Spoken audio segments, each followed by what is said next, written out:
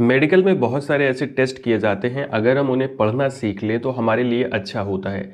वैसे तो हम दवा तो नहीं कर सकते खुद से, पर हाँ समझ सकते हैं कि हमें कौन सी प्रॉब्लम है। नमस्कार दोस्तों, मैं हूं नीरज राय। स्वागत है आपका फार्मा हर्ट्स में। आज के वीडियो में मैं बात करने वाला हूं कुछ कॉमन टर्म्स के बारे में जो कि अल्ट्रासाउंड के अंदर में यूज़ किए जाते हैं। यानी इस वीडियो में हम लोग डिटेल में देखेंगे कि हम अल्ट्रासाउंड रिपोर्ट को कैसे पढ़ सकते हैं। वैसे आपको बता दूं कि अल्ट्रासाउंड की ये रिपोर्ट जो ग्राफ्स होती हैं ये आपको उतना समझ में नहीं आएगी, जबकि हम लोग यहाँ पे बात कर रहे हैं मेनली जो टर्म्स होते हैं उनके बारे में। दोस्तों, अल्ट्रासाउंड यानी कि सोनोग्राफी एक सेफ पेनलेस टेस्ट होता है जो कि आपके बॉडी के इंटरनल आर्गन को दिखाता है। साउंड वेव के जरिए इसे किया जाता है। इसके अंदर में एक्सरे या कोई दूसरा रेडिएशन यूज नहीं किया जाता है। मेनली बहुत सारे ऐसे मेडिकल टर्म्स होते हैं जो कि रिपोर्ट के अंदर में आते हैं और वो थोड़ा सा कंफ्यूजिंग होते हैं, तो उसी के बारे में मैं आपको बताने वाला हूँ। तो वीडियो में लास्ट तक बने रहिएगा।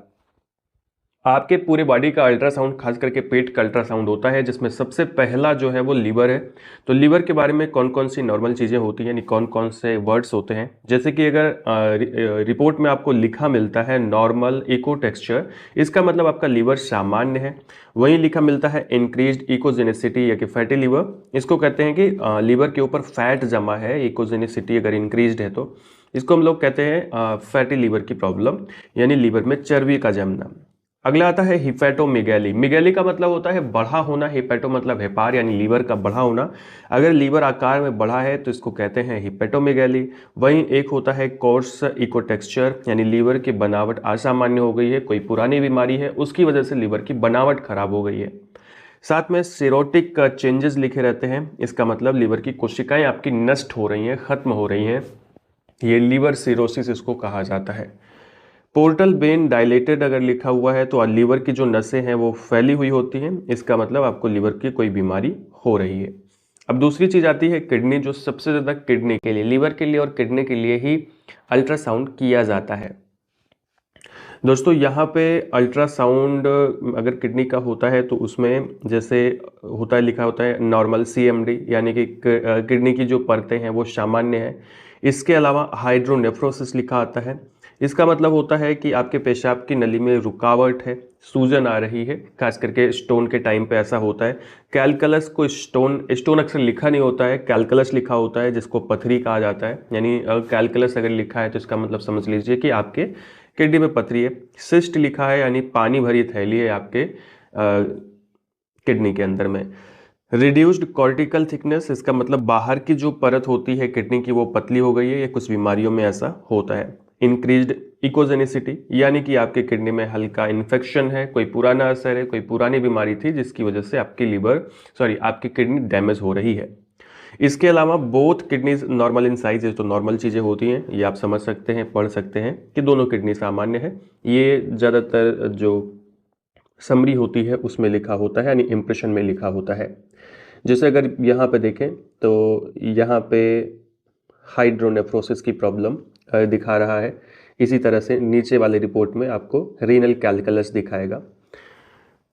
नेक्स्ट जो अल्ट्रासाउंड होता है वो होता है गाल और बाइल डक्ट का, यानी आपके पित्ताशय का।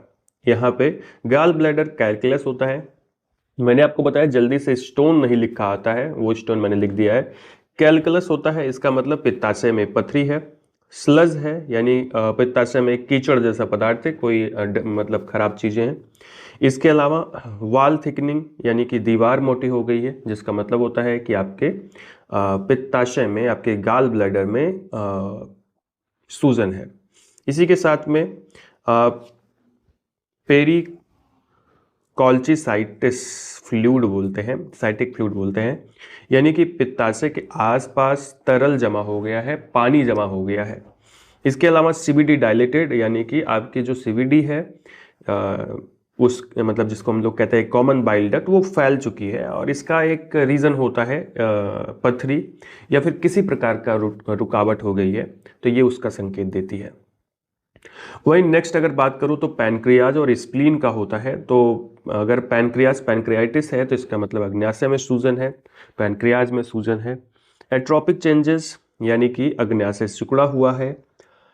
हाइपोइकोइक एरिया इस तरह से लिखा है तो इसका मतलब आपके अग्न्याशय में सूजन है, चोट लगा हुआ है। ये किसी भी देखो अगर इस प्रकार की चीज़ें लिखी होती हैं किसी भी अंग में तो वहाँ पे सूजन है, यानी हाइपोइकोइक टाइप का कुछ लिखा होता है। स्प्लीन, स्प्लीनोमेगाली, मेगाली का मतलब मैंने आपको बताया था कि बढ़ा हुआ होना, तो इसका मतलब तिल्ली बढ़ी हुई है, यानी स्प्लीन बढ़ा हुआ है।